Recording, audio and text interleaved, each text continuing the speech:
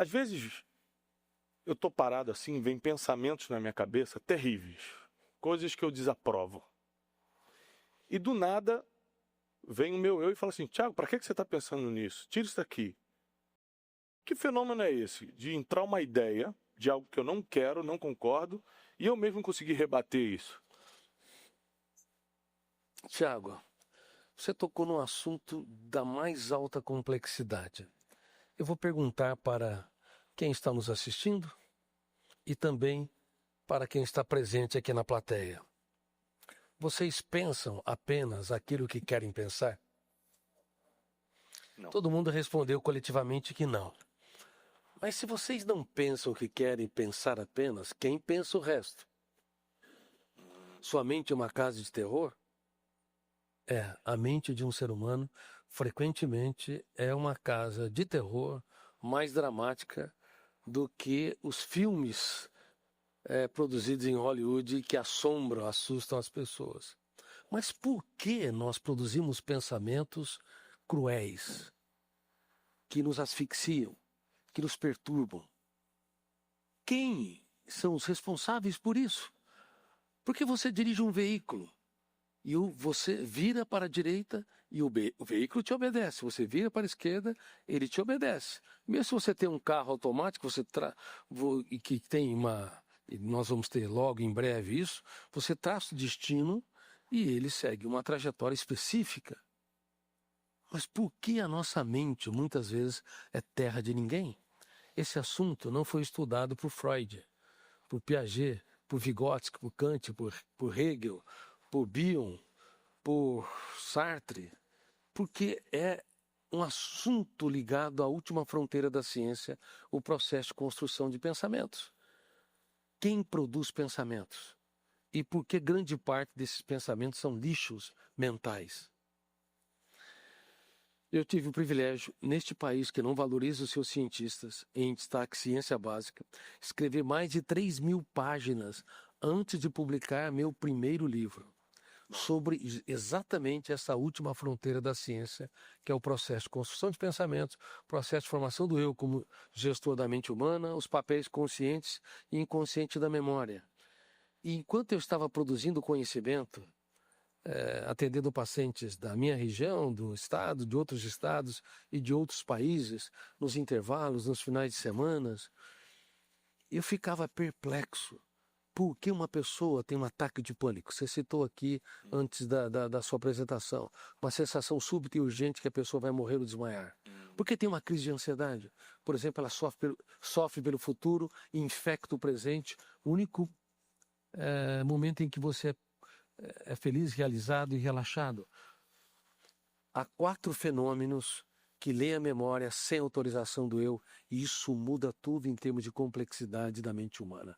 Primeiro fenômeno, vocês não percebem, mas ele está sendo disparado em nuvens. Eu chamo de gatilho da memória ou fenômeno da autochecagem. Enquanto eu falo, dispara-se milhares de gatilhos. Segundo fenômeno, as janelas da memória ou arquivos mentais. Janela porque é através dela que você vê, reage e tem consciência do mundo em que está e do mundo em que é. E o terceiro fenômeno é a âncora da memória. E a âncora pode ter três caminhos. Ou ela gera hiperfoco, o Homo sapiens se torna Homo bios. No hiperfoco é uma janela, um arquivo killer, uma janela traumática com alto volume de tensão. Naquele momento, se esse volume for tão grande, a âncora se instala, o hiperfoco faz com que milhares de arquivos com milhões de dados não sejam acessados e, consequentemente, o ser humano age como Homo bios instintivo e não como Homo sapiens. E é por isso que nos primeiros 30 segundos de tensão cometemos os maiores erros da nossa vida. Palavras que você jamais deveria dizer para quem você ama, atitudes que pais jamais deveriam ter diante de seus filhos. Você só me decepciona, ou professores para com os alunos. Você não vai virar nada na vida. Ou casais entre si. Eu não sei por que estou com você até hoje. Cuidado. Se você está sequestrado no hiperfoco, o hiperfoco bloqueia os arquivos mentais com milhões de dados. Ou então gera foco e concentração, como está ocorrendo, vocês estão me está ouvindo o Tiago, assimilando as ideias, porque você está repousando em determinadas áreas do córtex cerebral para gerar concentração. Ou então, você não tem concentração, a âncora não consegue se fixar, consequentemente, você fala minutos com uma pessoa, às vezes 10, 15 minutos, ela não ouviu nada. Ou você pega um livro, parece que você está lendo o livro, mas você passa pela página e não capturou nada. Então, âncora da memória, ela tem 3 caminhos: hiperfoco, foco e ausência de foco, ou concentração, como ocorre muitas vezes em crianças que têm autismo, ou adolescentes que têm hiperatividade ou crise de ansiedade. E o quarto fenômeno é o alto fluxo. Ele lê e relê a janela ou as janelas que estão abertas. E, consequentemente, produz milhares de pensamentos sem autorização do eu. Então, respondendo sua pergunta sobre o ângulo mais científico, mais profundo, e que, reitero, nunca foram estudados adequadamente na história da humanidade. Nossa mente produz grande parte dos pensamentos sem autorização do eu, porque tem 4 copilotos que dirigem junto com eu a aeronave mental, mas eles podem pegar o manche, os instrumentos de navegação e fazer com que você tenha planos de voo e cometa acidentes jamais programados. Então, se você acha que você é um ser humano complicado, você é mesmo. Se você acha que você é um ser humano complexo, você é mesmo. Você não precisa ter problemas para criar seus problemas. A mente humana já é suficientemente criativa para produzir milhares de pensamentos que pode contrapor ao que você é, pode asfixiar você, pode levar você a ser ansioso, irritadiço, a baixar o limiar para suportar frustrações.